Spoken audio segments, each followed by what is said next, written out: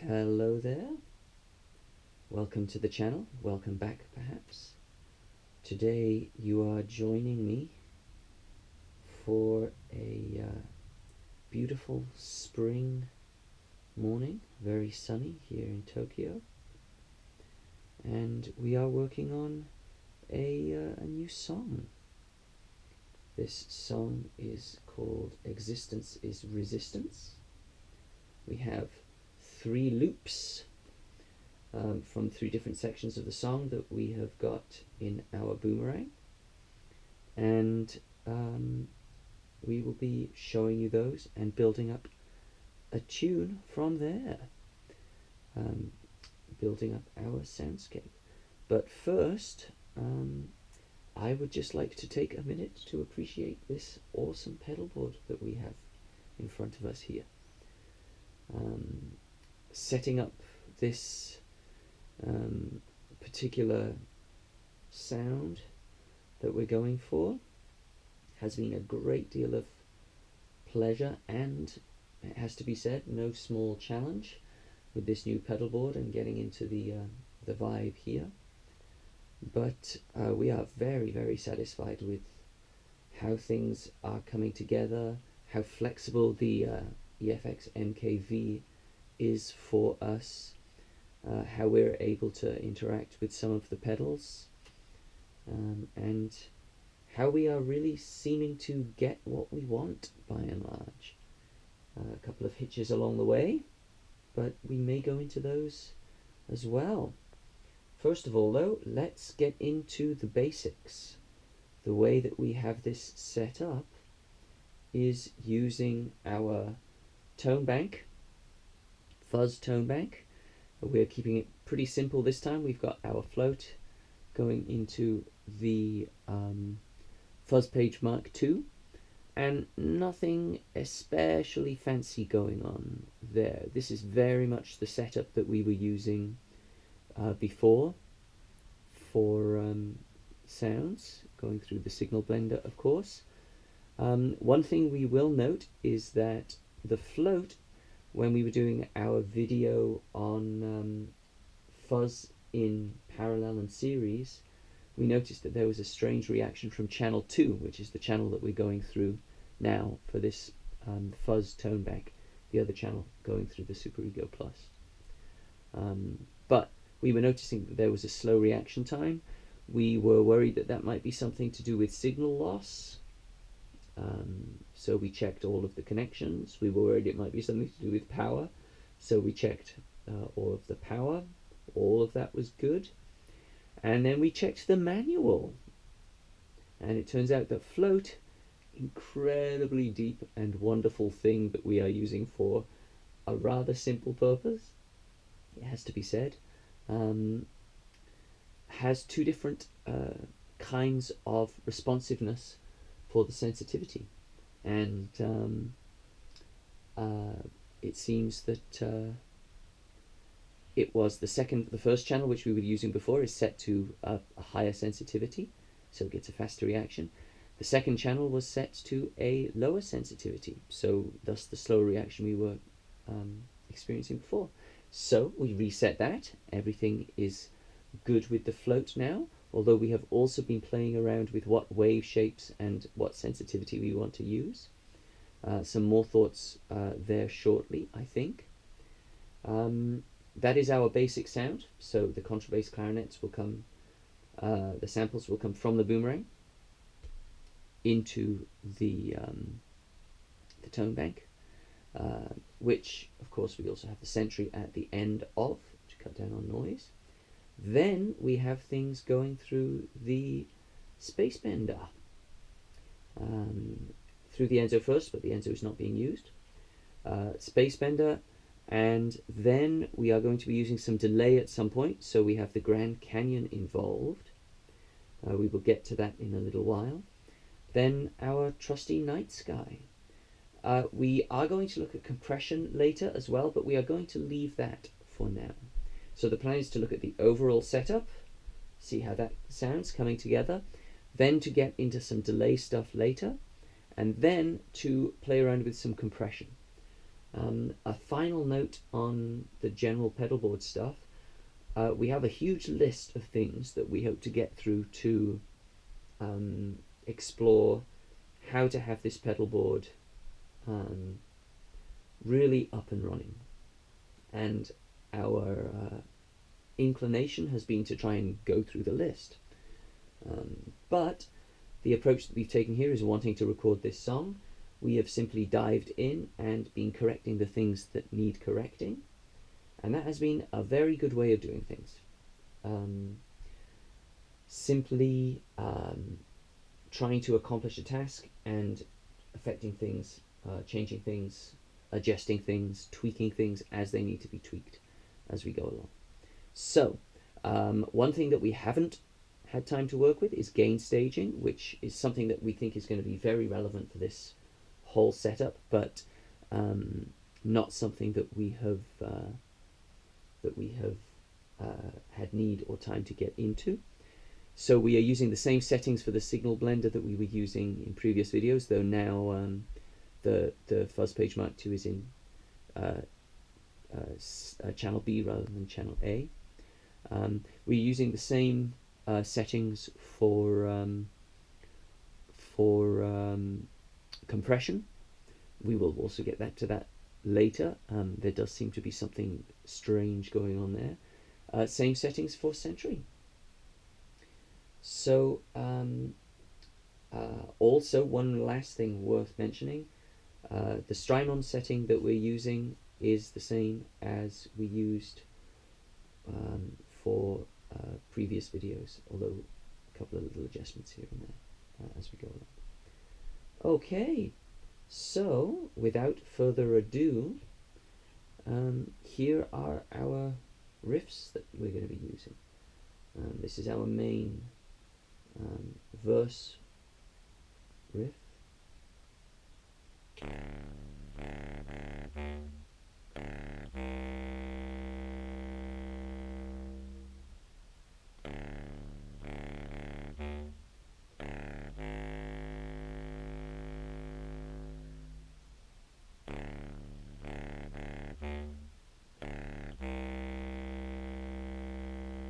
And we have the boomerang in serial mode, so we'll transition straight to our chorus riff.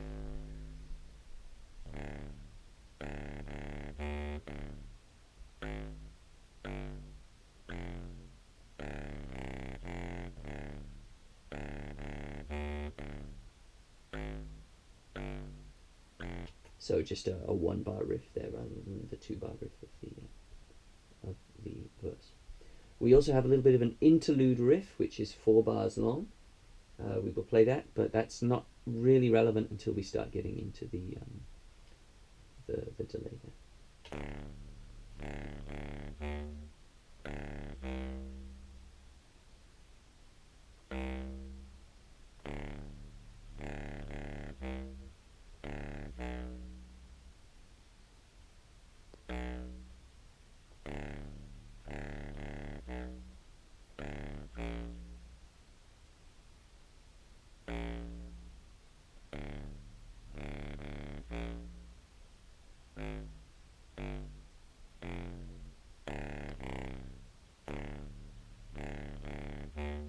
There we go, repeating there. You'll have to forgive the timing on those. We recorded them in a little bit of a rush yesterday. But the first thing that we are going to do is look at our tone bank. So contrabass clarinet will come into the mkII. We have it recorded on the boomerang rather than the Wally Plus. Very nice not to be hearing that fucking click from it anytime. They will come into the mkII, in this case from the boomerang, into the tone bank. So let's take a look at the tone bank. Also, because we're not above having a bit of pride, all riffs copyright me forever and ever till the end of time. Anyway, moving on, our tone bank. Let's bring that in now. That I believe we have in channel number 7, and you will probably remember this if you've heard any of the videos before.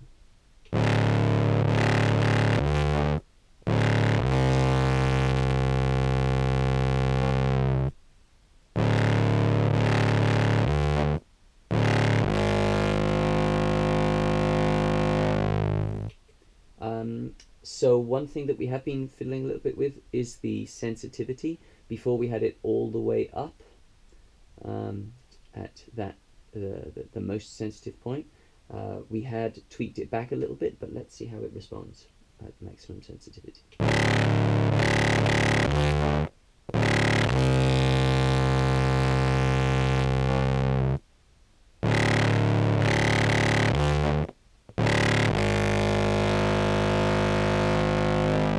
Less sensitive.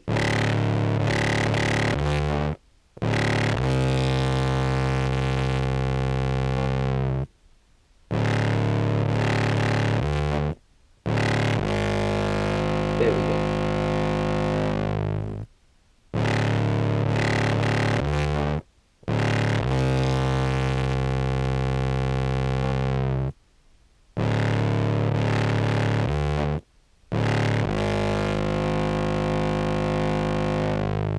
Yeah, 3 o'clock is perhaps, where we had it before, is perhaps a little bit too sensitive. Sorry, a little bit not sensitive enough. So yeah, we're taking it like just past 3 there. So we get some of the edge taking off the attack too.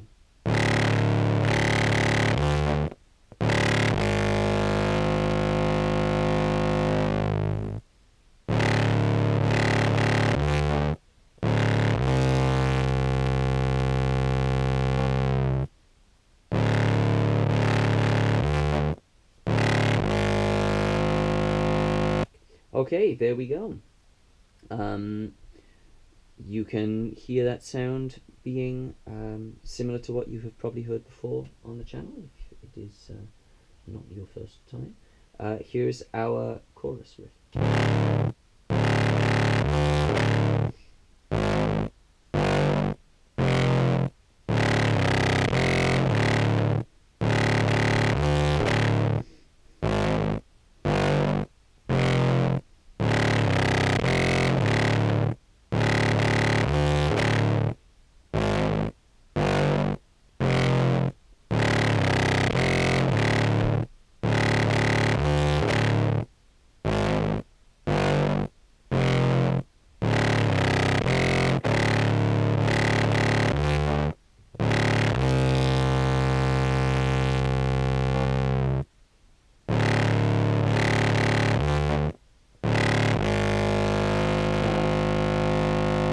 We're going to try a square wave.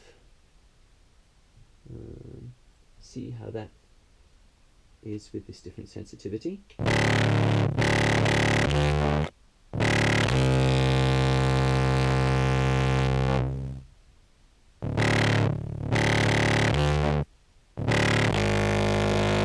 perfect. Maximum sensitivity.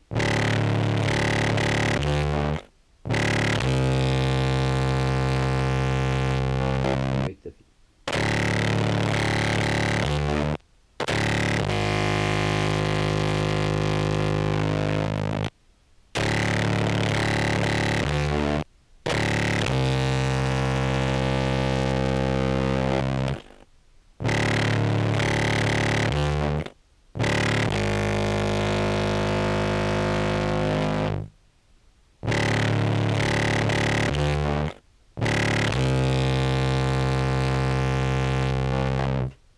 as opposed to triangle wave at different sensitivities. I'll also start with it off as a good comparison.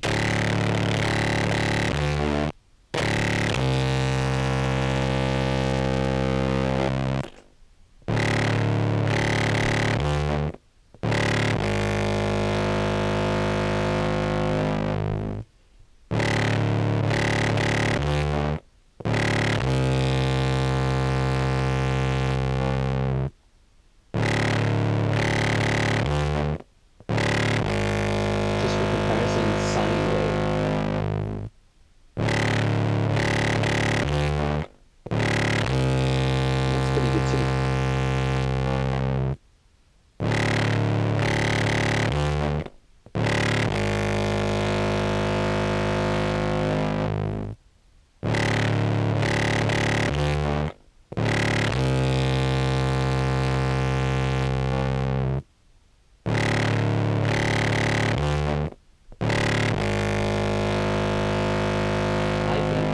that we're going to go for sine wave.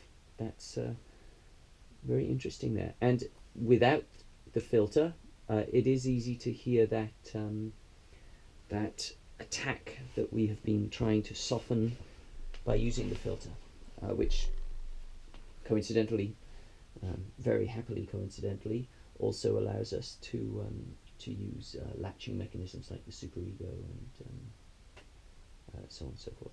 Okay, let us go to the second level now. We've got our basic tone bank, our basic fuzz sound set up. We are going to put it through one of our favorite little things, the space bender. So here's how it sounds with the space bender.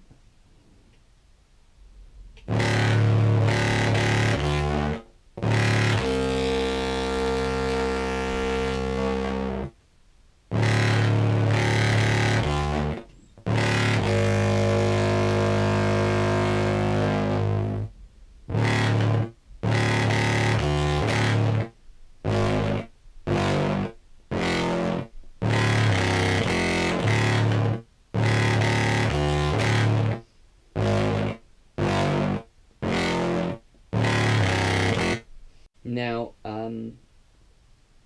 this is a setting in ×1 mode, so it's almost like some kind of like tank or intense string reverb. We don't have the depth up very high.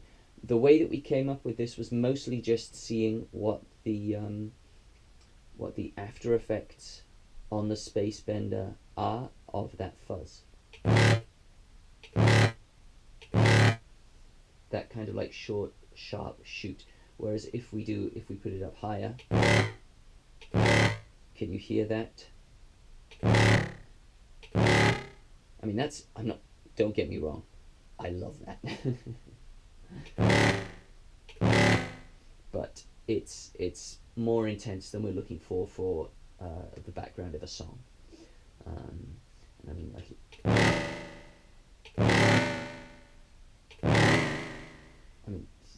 I love the space bender. But like, put the depth all the way down. You can hear there's that high tone to it. Whereas with the way we've got it,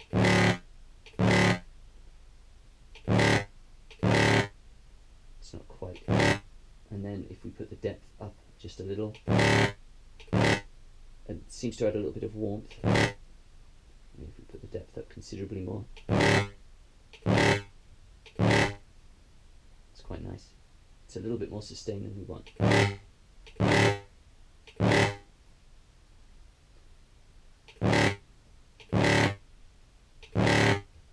Yeah.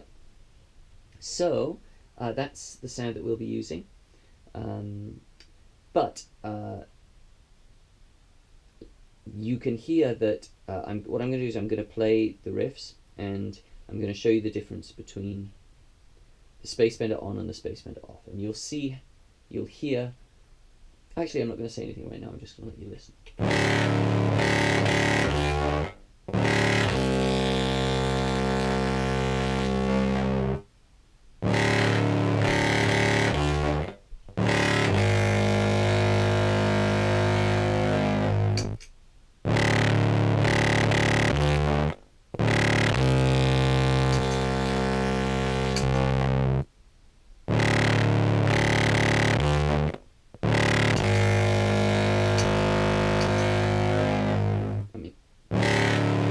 You can hear how it adds something, but it also it loses a certain depth to it as well.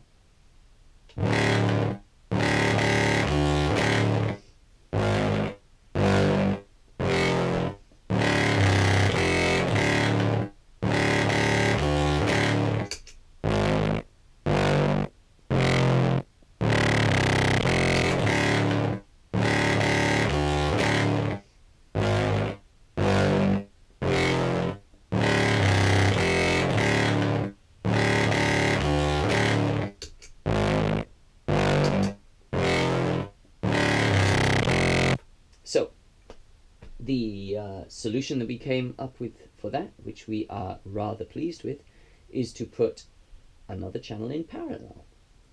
Yay! So basically what we've got going is a space bender, and for convenience sake, because we are also going to be using it soon, we put the Grand Canyon in parallel with it. So we also have a basically like a dry mix, which is something that has been said. Some people feel missing is some people feel is missing from the space bender. We generally tend to take these things as they are and enjoy them as they are, and we do see the point though, and we are going to show you that. So let's start with our chorus riff and space bender on.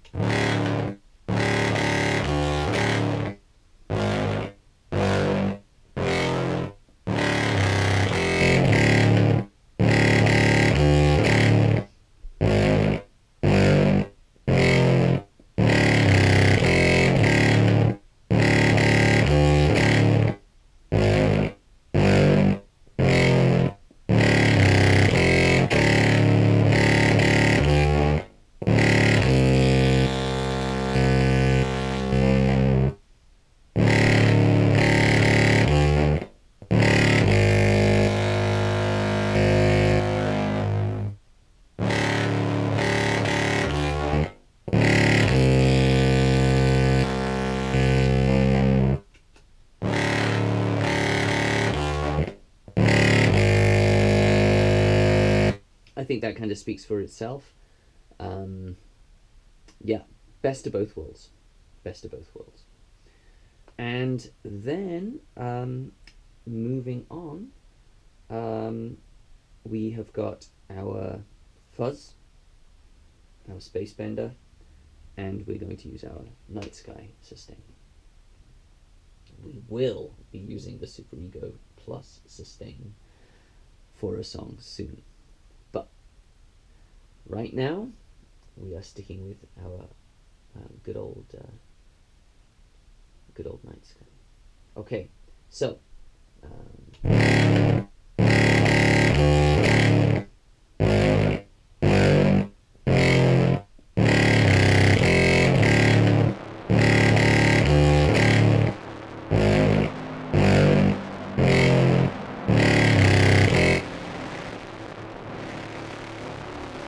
taking it dry there.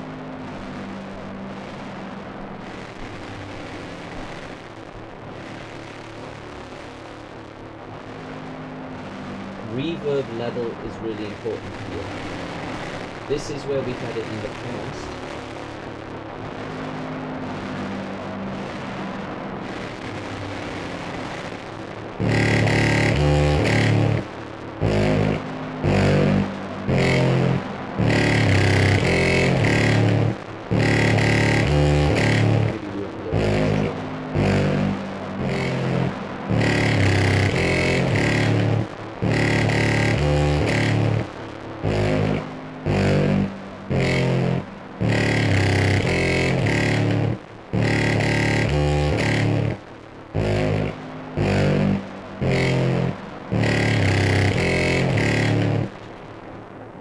There we go.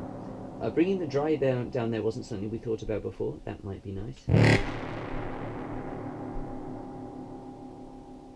Yeah.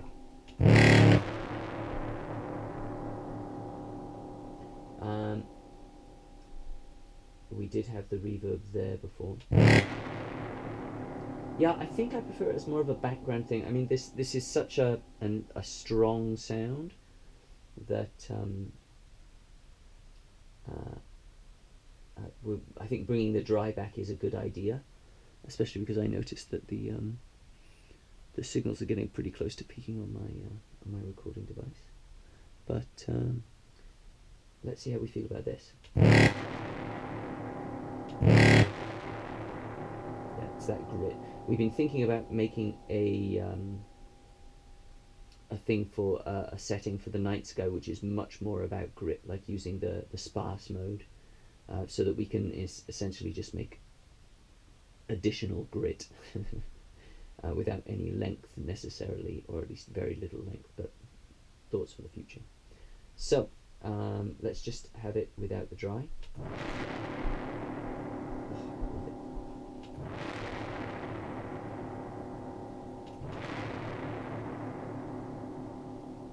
Okay, bringing in the dry now. I think that is a bit too intense. Move down a little.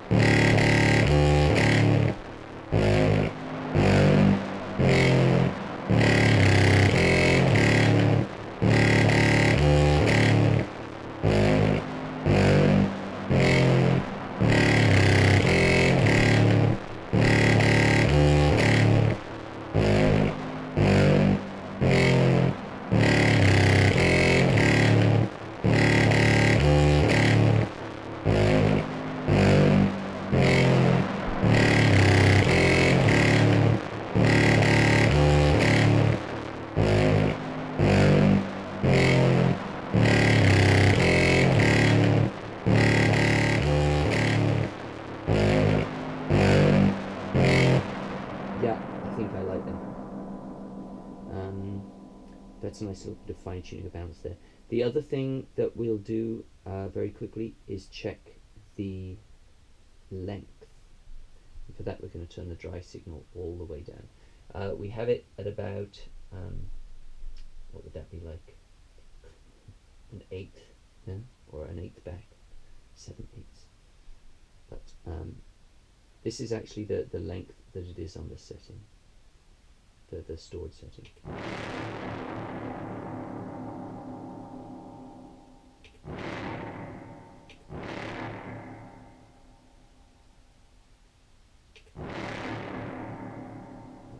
I like it at that note, I think.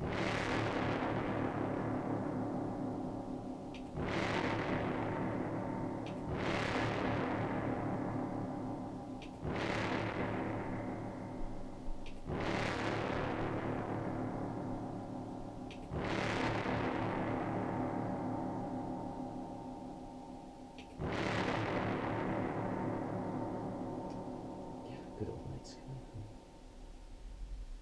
Okay, I'm happy with that length, the length of the setting.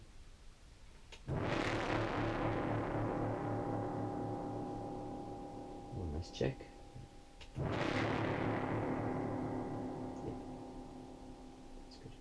Okay, let's bring the dry back up to where it was, and that's our sound. That's the sound that we're going to be using. Let's have a listen through the two main riffs.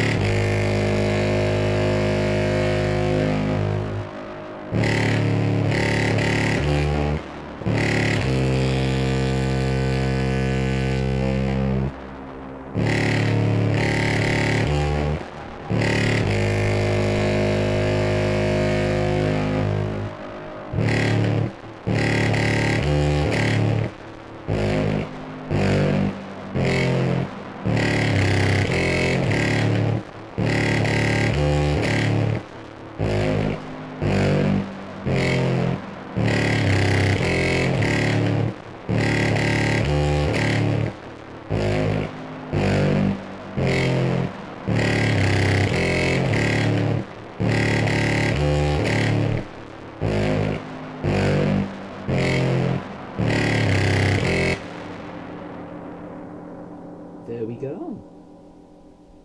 I am quite satisfied with that. I think that will make for a worthwhile bit of music. Yeah, still of course a lot of work to do on the pedal board as a whole, having things set up so that I can move between different things fluidly, rather than getting them set up for specific songs. You know, like have like, okay, I know that I can combine this with this and this and this, and I'll get this, and maybe even having them set up as dedicated settings on dedicated, what do they call them, programs, whatever they call them, presets, thank you, on the EFX MKV. But for now, I think that that's it. Oh, actually, one more little thing. We do plan to use the Night Skies Infinite Hold here. So let's see how that sounds.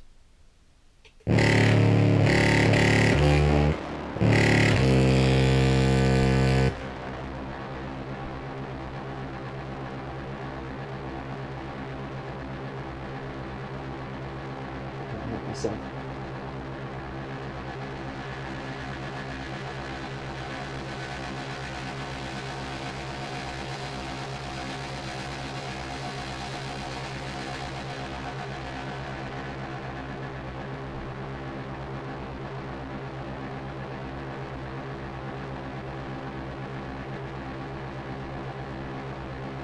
Ooh, that's nice.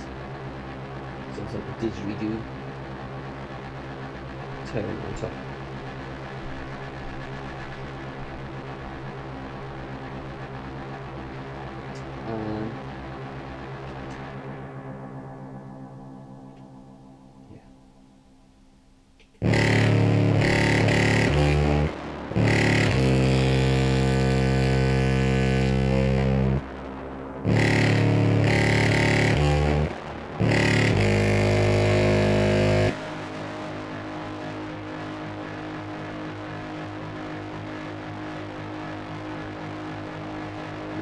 Beautiful stuff.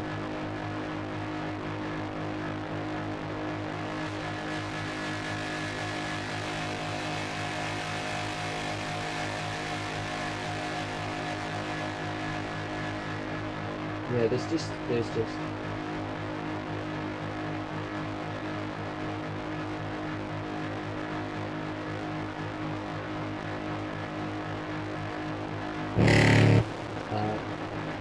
getting a little distracted here because, and this is the point I want to make, this is like, there's just so much room for fun and play here.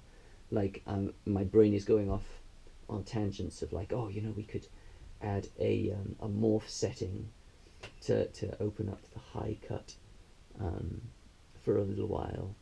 Maybe we will do that, but let's see. For now, I think we're going to leave it. We do want to do one more infinite hold on that lowest note that we've got there.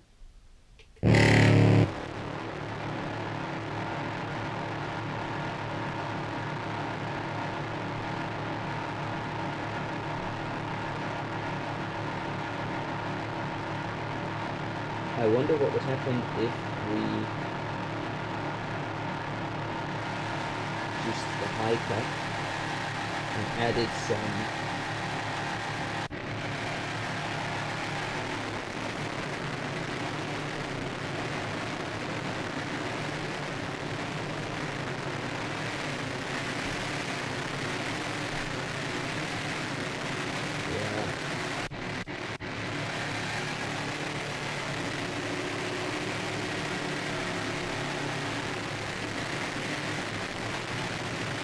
all the depth, all the speed. I don't think that's so productive actually. I think